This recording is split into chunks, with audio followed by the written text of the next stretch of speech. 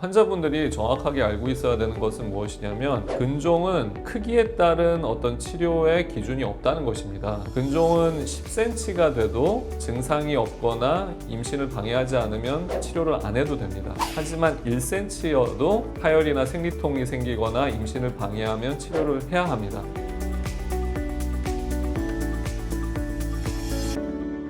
자궁 근종은 자궁에 생기는 가장 흔한 양성 종양입니다. 자궁은 대부분 근육층으로 이렇게 이루어져 있죠. 근종이라는 것은 바로 이 근육층에 생기는 비정상적인 근육 덩어리입니다. 이렇게 뭔가 창백하고 곰같이 생긴 거가 이제 바로 근종이 되는데 딱딱한 고무공과 같다라고 생각하시면 될 것 같습니다. 보통 길이가 한 6에서 7cm 정도 되는 타원체 서양 배 모양의 형태를 이렇게 띠고 있습니다. 여기에 이런 근종이 이제 다양한 크기로 이제 생길 수가 있는데 처음에는 근육 세포 하나 이게 점차 이제 세포 분열을 해서 커다란 이제 덩어리를 형성하게 되는 것입니다. 보통 이제 1cm에서부터 크게는 10cm 이상으로 커질 수도 있습니다.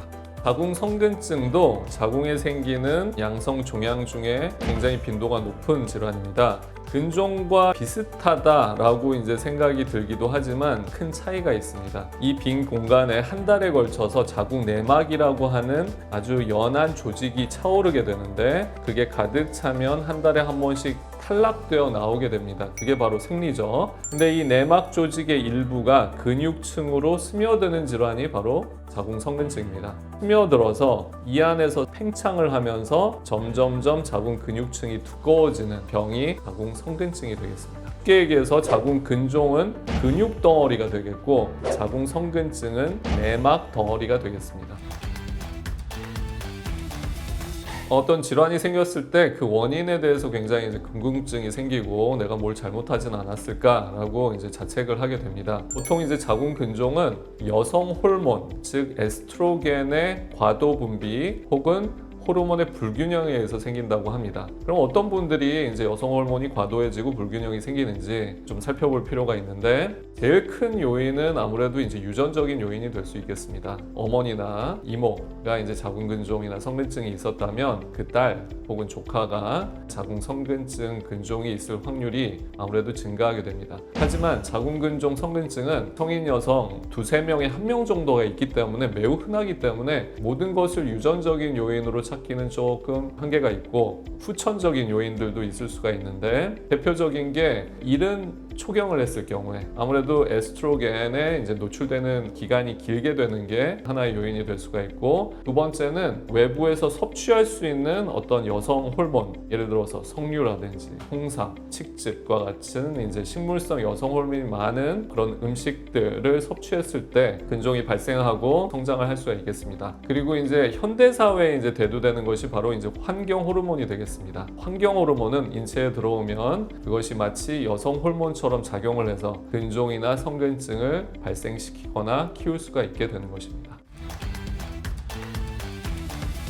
자궁 근종은 구별을 할 때 대부분 위치에 따라서 구분을 하게 됩니다. 이 근육층 안에 바로 생겼을 경우는 근층내 근종이라고 합니다. 그리고 자궁 내막에 접해 있을 경우는 점막하 근종이라고 부릅니다. 그리고 자궁의 표면에 콧뿌리처럼 이렇게 이제 자라는 것을 장막하 근종이라고 합니다. 구분하는 이유는 위치에 따라서 증상이 이제 발현될 가능성이 차이가 나고 임신에 영향을 줄 가능성이 다소 차이가 있기 때문에 그렇습니다. 간단하게 말씀드리면 내막에 가까울수록 증상이 생길 가능성이 많습니다. 증상은 대부분 생리통이라든지 생리과다와 같은 것들이 있겠습니다. 근데 이렇게 근층 내에 있고 바깥으로 나올수록 어떤 증상이 생길 확률은 더 적어집니다. 그래서 보통은 증상이 없는데 건강검진으로 우연히 발견을 하거나 아니면 배가 점점 불러와서 발견이 되는 정말 커졌을 때 발견이 되는 경우는 장막하 근종이나